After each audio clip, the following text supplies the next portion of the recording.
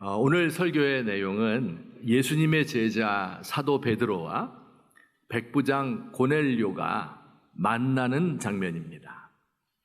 요바에 있는 무두장이 집에 머무르던 베드로가 한 50km 떨어진 가이사랴에 가서 백부장 고넬료를 만난 사건입니다.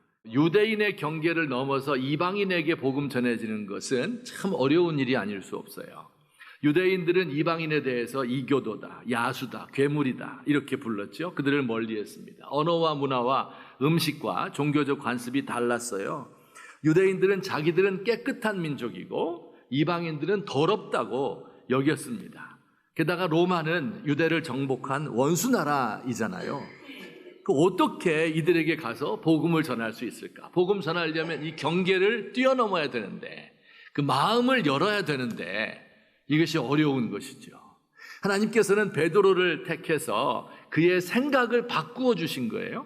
그래서 복음이 유대인의 경계를 넘어서 세계에 전파되게 되는 그 첫 발걸음, 이것이 바로 베드로와 고넬료의 만나는 장면입니다. 베드로는 어떻게 그 마음이 바뀌어서 자기의 경계를 넘어서 이방인에게까지 갈 수 있게 되었을까요?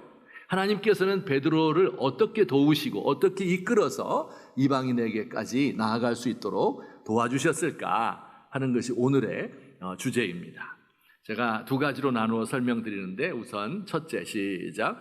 하나님은 베드로에게 고넬료의 집에 가서 만나라고 했어요. 베드로가 기도하는 중에 환상을 보았다고 해요. 이 환상을 보고 이게 도대체 무슨 뜻일까 생각하고 있었죠. 그때 손님이 찾아왔다고 해요. 요바에서 한 50km 떨어진 가이사랴라는 도시에서 온 손님들인데, 가이사랴에 사는 로마의 백부장 고넬료가 보낸 심부름꾼들입니다. 이들의 말에 따르면 하나님의 천사가 고넬료에게도 나타나서 요바에 있는 베드로에게 찾아서 데려와서 말씀을 들으라 하는 이야기를 천사로부터 들었다는 거, 우리 지난주에 이야기했죠. 기도하고 있을 때 천사가 베드로를 불러오라고 이야기했습니다. 베드로가 이때 금세 알아차렸어요. 이 부정한 짐승과 파충류와 뱀과 새들은 이방인들을 가리키는 거구나. 이들은 부정한 짐승과 같은 존재들인데 하나님께서 이들에게 복음 전하라고 하시는구나. 이방인을 더럽게 여기지 말고 그의 집에 가서 그와 함께 먹는 것을 어려워하지 말라는 뜻이구나, 이렇게 생각하게 되었습니다. 그리고 베드로는 하나님의 뜻을 따라서 그 고넬료의 심부름꾼들을 따라 길을 떠났습니다. 50km 떨어져 있으니까 하루 이상 그 길을 걸어서 고넬료라는 사람의 집에 도착을 하는 거예요. 로마 사람의 집에는 지금 처음 들어가는 겁니다. 그러다가 군인의 집이잖아요. 로마의 독수리 깃발이 펄럭이고 있습니다. 군인들이 다 삼엄하게 경비를 서고 있어요. 온 집안에 칼과 창이 전시되어 있고 임명장과 표창장, 사람 많이 죽인 잘했다, 이런 표창장이 붙어 있어요. 고넬료라는 로마의 장교가 온 집안 식구들과 함께 앉아 있다가 베드로를 이제 맞이하게 됩니다. 여러분, 이때 베드로의 마음이 얼마나 두려웠을까요? 하나님의 명령하시니까 따라오기는 했는데 이게 정말 맞는 일일까? 그 집안에는 별의별 부정한 것들이 많거든요. 유대인이 만지면 안 되는 것들, 이방인과 악수를 하고 신체적인 접촉을 해야 되잖아요. 그럼 나도 더러워질 텐데 언어는 과연 잘 통할 수 있을까? 로마 장교의 집에는 처음 오는데 약간 기가 죽네? 혹시 다른 성도들이 나의 이런 모습을 보면 뭐라고 할까요? 짐승같이 더러운 저 인간들과 교제한다고 나를 비판하진 않을까? 이방인과 내통하는 매국노 소리는 듣지 않을까? 이런 생각들이 베드로의 마음에 가득해 있었을 것입니다. 자, 그런데 베드로가 걸어 들어오는 모습을 보자 고넬료는 얼른 뛰어나가서 그 앞에 엎드렸습니다. 완전히 무릎을 꿇고 엎드려서 그의 신발에 입을 맞추었습니다. 베드로는 속으로 깜짝 놀랐죠. 아니, 이 이방인인 유대인, 이방인이 나 유대인에게 절을 하네? 내 발에 입을 맞추네? 그는 정복자 군인이잖아요. 근데 어떻게 나에게 절을 하는 것일까? 베드로는 당시 예수 믿는 사람들 사이에서는 사도이지만, 그죠? 그러나 로마 장교의 입장에서 보면 식민지의 그냥 한 촌부일 뿐입니다. 사실 베드로도 장벽을 넘는 게 힘들었지만 고넬료도 장벽을 넘는 게 쉬운 일은 아니었을 것입니다. 베드로가 대화를 시작합니다. 그래, 저를 어떻게 부르게 되었습니까? 고넬료가 자세히 설명합니다. 내가 기도하는 중에 천사의 환상을 보았습니다. 베드로를 모셔와서 복음의 말씀을 들으라고 하셨습니다. 잘 오셨어요. 고맙습니다. 우리는 하나님께서 당신을 우리에게 보내신 것으로 믿습니다. 무슨 말씀하시든지 제가 다 듣겠습니다. 이렇게 베드로에게 말했습니다. 그 잠시 대화하는 중에 베드로는 알게 되었어요. 고넬료는 참 좋은 사람이구나. 나는 지금까지 이방인은 다 더러운 사람, 지옥의 불쏘시개인 줄 알았는데, 또 로마의 군인들은 다 잔인한 사람인 줄 알았는데, 이렇게도 경건하고 하나님 앞에서 겸손하고 깨끗한 삶을 살고 이웃을 도와주는 이런 사람도 있구나, 이런 생각을 했겠지요.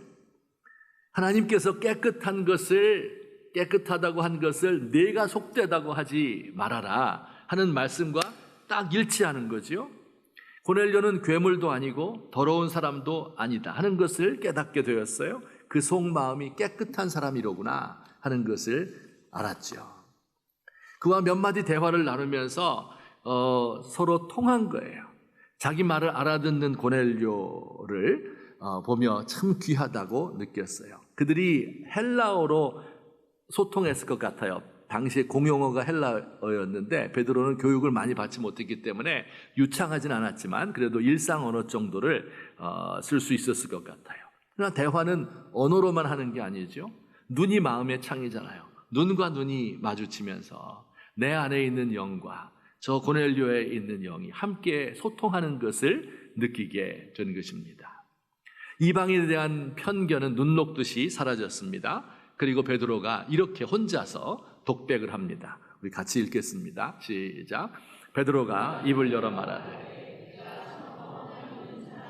외모를 보지 아니하시고 각 나라 중 하나님을 경외하며 의를 행하는 사람은 다 받으시는 줄 깨달았도다. 참으로 하나님은 외모를 취하지 않는구나.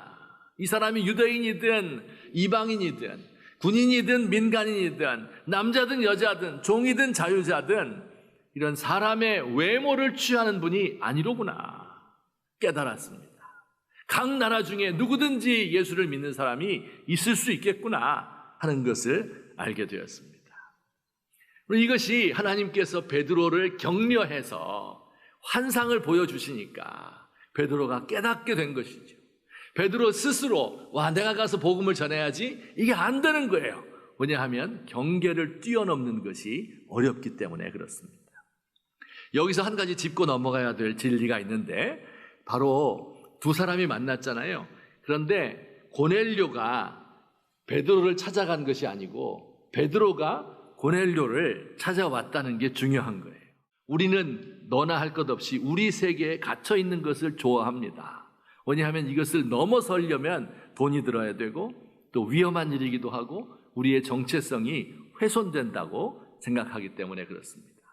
그러나 하나님께서는 세상을 창조하신 분, 온 세상을 염두에 두고 계신 분이에요.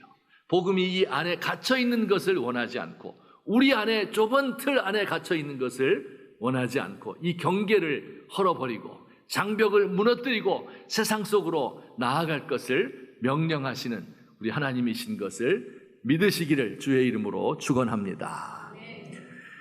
두 번째, 하나님이 또 베드로를 어떻게 도우셨을까? 시작. 성령을 부어주심으로 확증하셨다. 베드로는 이미 고넬료를 좋아하기 시작했죠. 하나님은 외모를 보는 분이 아니구나. 그와 마음이 통하기 시작했어요. 그런데 하나님께서는요, 그거 가지고는 안 된다. 고넬료와 마음 통하는 거 가지고는 안 되고 복음이 이방인에게도 전해져야 된다는 것을, 이 하나님께서는 이방인이나 유대인이나 분간하지 않는다는 것을 확실하게 도장을 찍어주고 싶었어요. 그 도장이 뭘까요? 우리 10장 44절 시작. 베드로가 이 말할 때 성령이 말씀 듣는 모든 사람에게 내려오시니 아멘. 하나님께서 성령을 보내주셔서 확실하게 확증해 주셨어요. 이 말씀은 제가 너무 좋아하는 말씀이에요. 늘 기도할 때마다 이렇게 기도하고 예배를 드려요. 우리가 성령 받는다 그러면 막 주여 부르짖고 막 이렇게 한다고 생각하잖아요.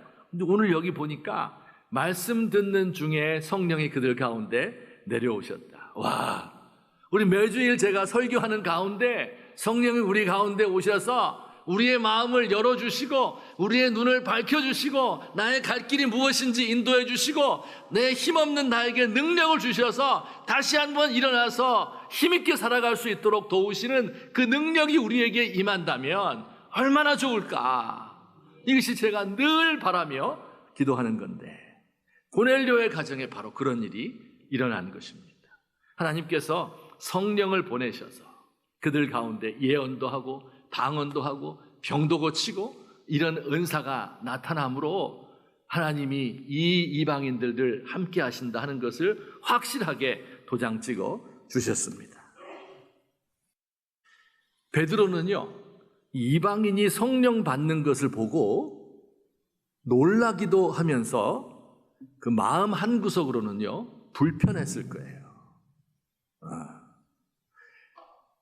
몇 년 전에 예루살렘에서 오순절날 성령 받은 것과 똑같은 현상이 여기서 벌어지고 있거든요. 예언하고 방언하고 능력 있게 복음 전하고 그 거룩한 성령이 이방인에게까지 부어진다. 이건 좀 너무한 거 아닐까? 이방인들도 구원받는 거 맞아, 불쌍하니까 구원받아야 되겠지. 그런데 하나님께서 그들에게 선물을 주시는데 우리에게 주신 것과 똑같이 당신의 영을 그들에게 부어주신다? 어떻게 그럴 수 있어? 우린 몇천 년째 믿어온 아브라함의 후손인데 이들은 이방 죄인의 후손 아닌가? 겨우 예수 믿게 한 것만도 아까운 일인데 어떻게 성령까지 내려서 우리와 똑같이 대우할 수 있단 말인가? 이들은 적대국이고 남을 침략하는 사람들인데 어떻게 이들에게도 하나님의 영을 부어주실 수 있지? 불만스러운 마음이 그 안에 있었을 거예요. 그러나 베드로는 곧 그의 마음을 고쳐먹습니다. 우리 11장 17절 다 같이 시작. 하나님이 우리가 주 예수 그리스도를 믿을 때 주신 것과 같은 선물을 그들에게도 주셨으니 내가 누구이기에 하나님을 능히 막겠느냐 하더라. 하나님이 하시는 일인데 내가 어떻게 이것을 막을 수 있겠는가? 이런 마음을 가지게 된 것입니다. 하나님께서 가기 싫어하는 베드로에게 가라고 이야기하고 그리고 긴가민가 하는 마음을 가지고 있었는데 성령을 부어주셔서 확실하게 이방인에게 복음이 전파된다 하는 것을 도장 찍어 주셨습니다. 미국의 그 어느 마을에 결혼한 지가 50년 됐는데 한 번도 싸우지 않는 가정이 있었대요. 그래서 신기하잖아요. 그래서 옆집 사람이 그 비결을 물어보았습니다. 아내가 이렇게 대답을 했습니다. 50년 전에 우리가 결혼 후에 신혼여행을 갔는데 남부 텍사스에 있는 목장으로 갔어요. 말을 타고 넓은 평원을 신나게 달리고 있었어요. 남편의 말이 무엇에 놀랐는지 갑자기 펄쩍 뛰는 바람에 남편이 땅바닥에 떨어지고 말았습니다. 근데 우리 남편은 전혀 화를 내지 않았어요. 대신에 말에 귀를 들고 귀에다가 대고 속삭였습니다. 한 번. 잠시 후에 말이 또 날뛰어서 남편이 또 떨어졌어요. 그러니까 이번에도 남편은 화를 내지 않고 말의 귀에다가 속삭였습니다. 2번. 세 번째 남편이 말에서 떨어졌는데 그는 아무 말도 하지 않고 가지고 있던 엽총을 꺼내서 말을 쏘아 죽였어요. 그 얼마나 황당한 일이에요. 그렇죠? 그래서 아내가 몇 마디 했죠. 아니, 어떻게 잔인하게 이 말을 쏘아 죽일 수가 있어요? 이게 얼마짜리 말인데. 그래서 남편은 화를 내지 않고 조용히 아내의 귀에다가 속삭였습니다. 한 번. 그 후로 우리 가정은 50년 동안 평화롭습니다. 이렇게 대답했대요. 이 베드로는요, 이방 선교에 대해서 큰 생각이 없었어요. 유대 지역을 벗어나 본 적도 없고 이방인에 대해 생각도 없고 그들에게 복음 전해야 된다 하는 예수님의 말씀이 있기는 있었죠. 그런데 거기에 관심을 갖진 않았습니다. 고넬료의 가정에 올 때도 뭐 진심으로 그를 사랑하는 마음으로 온 게 아니에요. 반신반의하면서 억지로, 하나님의 명령이니까 이거 안 들으면 또 하나님이 한 번 하면 어떡해요? 그래서 그냥 억지로 온 것뿐이었습니다. 근데 이 고넬료는 이방인들이 성령 받는 모습을 보고 그의 생각이 완전히 바뀐 겁니다. 유대인이나 이방인이나 하나님이 정말로 똑같이 대우하시는구나. 하나님이 당신의 영을 이방인에게 부어주시는데 내가 어떻게 하나님을 거역할 수 있을까? 하나님이 그를 진심으로 사랑하시는데 내가 그를 진짜로 사랑해야 되지 않을까? 고넬료 안에 하나님의 영이 있고 내 안에도 하나님의 영이 있는데 우리가 어찌 서로를 형제라고 부르지 못할 이유가 무엇인가? 이렇게 하며 진심으로 고넬료를 대하고 그를 정말로 사랑하기 시작한 것입니다. 사랑하는 성도님들, 여러분이 그 저를 볼 때는 어때요? 제가 좀 좁은 내 울타리 안에, 좁은 틀 안에 갇혀 있는 사람인 것 같아요? 아니면 좀 경계를 뛰어넘어서 다른 사람을, 많은 사람을 이해하는 사람으로 보여요? 1번이에요? 2번이에요? 고마워요. 근데 원래는 1번이었습니다. 아주 진한 1번이었습니다. 예, 어렸을 적에는요, 집과 학교와 교회밖에 몰라요. 전혀 세상을 몰라요. 예, 술, 담배 하는 사람 저거 지옥 자식이다. 유행가 부르는 사람을 싫어했습니다. 대학생 때는요, 그때가 80년대라고 그랬잖아요. 교수님들 대다수가 무신론자들이었어요. 친구들은 낮에는 데모하고 밤에는 술 마셨습니다. 학교 가기 싫었어요. 나는 내 울타리를 지키고 싶었거든요. 근데 교회 오면 너무 좋아요. 나의 세계예요. 그 안에 떡 자리 잡고 앉아요. 사람들이 다 인정해줘요. 내 경계를 확고하게 만들어 놓고 그 경계 밖을 벗어나기를 두려워했습니다. 다른 사람과 이야기하는 것, 무신론자와 대화하는 것, 내가 물들까 봐 그것을 싫어했어요. 신학적으로도요, 제가 장로교 출신이잖아요. 어렸을 때부터. 이걸 이제 그 개혁주의라고 불러요. 이 신앙만이 진짜다. 다른 거, 감리교 신앙, 뭐 성결교, 순복음 이런 거 안 된다. 이렇게 생각했어요. 인본주의고 자유주의고 이것은 천당 갈 수 없다. 이렇게 생각했어요. 대한민국의 애국심도 있었죠. 누구나 다 그렇지만 세계의 중심에 외국 사람들 싫어했어요. 무시했어요. 편견이 많은 똑같은 한국 사람이었습니다. 그러던 제가 어떻게 해서 이렇게 경계를 뛰어넘으라고 설교를 할 수 있게 되었을까? 물론 성경 말씀을 통해서 하나님의 뜻을 더 많이 알게 되었기 때문이기도 하지만 그보다 더 큰 이유가 있는데요. 제 생각에는 하나님이 기뻐하지 않을 것 같은 사람들이 있잖아요. 그런데 그 사람들에게 성령이 임하는 거예요. 이걸 여러 차례 본 거예요. 내가 생각할 때 하나님은 저 사람은 좋아하면 안 돼. 저 사람에게 은혜 주면 안 돼. 이렇게 생각을 하는데 그가 예수를 잘 믿고 성령 받는 거예요. 이것을 정말 여러 번 경험했습니다. 지금도 기억나는 친구가 하나 있는데요. 제가 전도사로 섬길 때인데 그 중등부에 중학생인데 2학년 아이인데 말썽꾸러기예요. 뭐 교회 안 나오고 뭐 시끄럽게 하고 이런 것까지는 괜찮아요. 그 중직자의 막내 아들로서 아주 세력 있는 분의 자녀였거든요. 아주 버릇이 없어요. 근데 말을 안 듣는 것까지는 괜찮은데 이제 하다 보면 선생님이나 혹은 전도사님이 자기 마음에 안 들게 뭐 할 때가 있잖아요. 그럼 아빠한테 이르는 거예요. 그러니까 아빠가 다 모여놓고서 이거 왜 이렇게 해요? 막 이런 식으로 말하니까 분위기가 막 안 좋아지는 거예요. 그래서 교사들도 저도 그를 다 별로 안 좋아했습니다. 근데 한 번은 이제 시골 학교를 빌려서 여름 수련회를 하고 있었는데 놀라운 일이 벌어졌어요. 그 아이가 회개하는 거예요. 회개. 눈물 흘리면서 2시간 동안 운동장에 앉아서 기도하는 거예요. 그래서 제가 가서 그를 위해서 싫었지만 그래도 기도하니까 어떻게 기도해 줬죠. 그랬더니 기도 다 마치고 노래를 불러요, 혼자서. 그는 나를 만졌네, 내 영혼을. 그는 나를 느꼈네, 그 숨결을.